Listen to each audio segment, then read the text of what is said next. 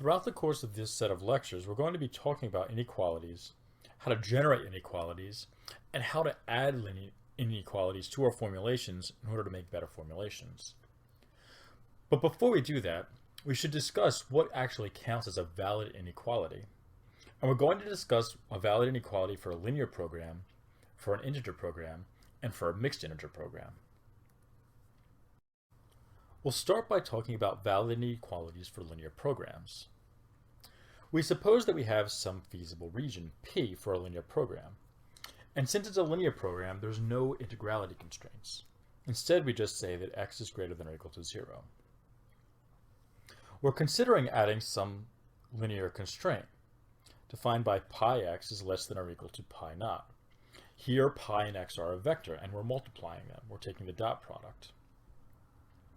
This constraint is going to be valid for our linear program's feasible region P if and only if we can find two vectors, u and v, so that u times a minus v is equal to pi, and u times b is less than or equal to pi naught. In effect, this is stating the dual conditions. We can prove that this is what consists of a valid inequality. Specifically, if we look at the maximum over all pi x such that x is in P, we know that this is less than or equal to pi naught. This says that pi x is less than or equal to pi naught. This is stating what our constraint is. If we take the dual conditions to this, the dual says that the minimum of u times b of ua minus v equal to pi, so that u and v are greater than or equal to 0, is less than or equal to pi naught. This is exactly the condition that we find inside of our statement. That is, ua minus v is equal to pi, ub is less than or equal to pi naught, and u and v are greater than or equal to 0. U and v are the dual vectors to our original linear program.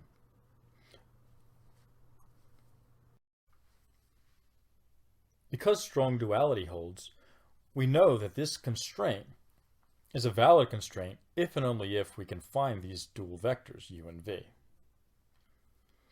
The details of this proof aren't really essential. All we really need to know is the statement of the theorem, that these are the conditions under which a constraint is valid. We can picture what a valid constraint is inside of the two-dimensional plane. Here we have a particular feasible region P and a particular constraint, pi x less than or equal to pi naught. This is an inequality, and we can say that all of the points on this side of the inequality are the ones that satisfy it. This constraint is then a valid inequality for this linear program. That's because all of the feasible points are on the proper side of this constraint. This constraint doesn't cut off any of the feasible points. Now that we know what a valid constraint for a linear program is, we can talk about valid inequalities for an integer program. This case is actually much simpler. We think about an integer program that just has a single variable and a single constraint. We define the feasible region as capital X, and capital X is all the points x such that x is an integer that's less than or equal to b. We can say what a valid constraint for this region is, and it's trivial.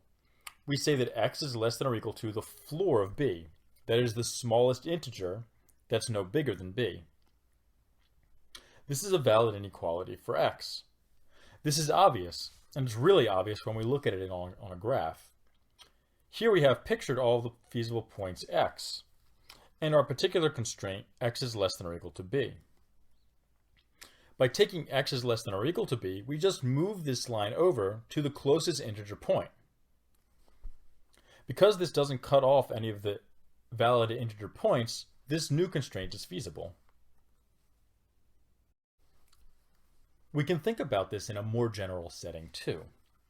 If we like to have multiple variables, all of them integers, subject to some set of linear constraints, x is less than or equal to b, we can also write valid inequalities.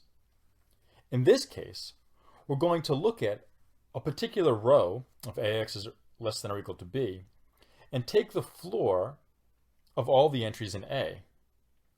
When we do that, this side of this inequality is all integers. It's x, which is all integers, multiplied by the floor of numbers, which has to be all integers. Because this is an integer, we can take the floor of b and incur no additional penalty. This is because since one side is an integer, the other side also has to be an integer, so any fractional part can be discarded. This constraint is a valid inequality for x. We can picture how this works. Here we have our set of linear constraints p and our set of feasible points x.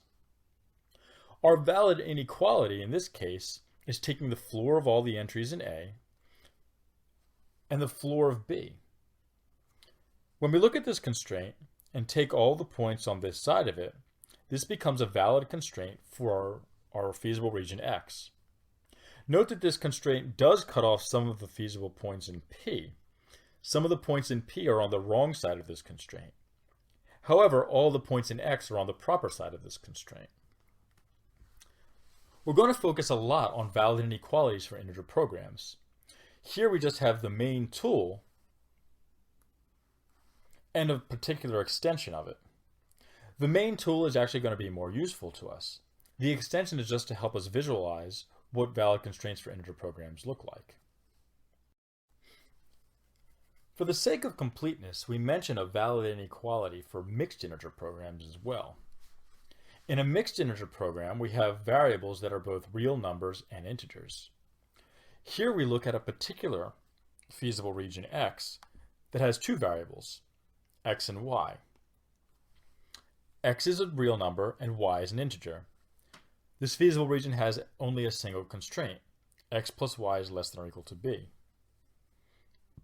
The valid inequality we construct takes x, divides it by the fractional part of b, and adds y, and says that this is at least the ceiling of b. This is a valid inequality for x. We're not going to work out the details of this, but just put it here so that we have it for future reference. We're not going to talk in what follows much about mixed integer program inequalities. We're going to focus instead on integer program inequalities.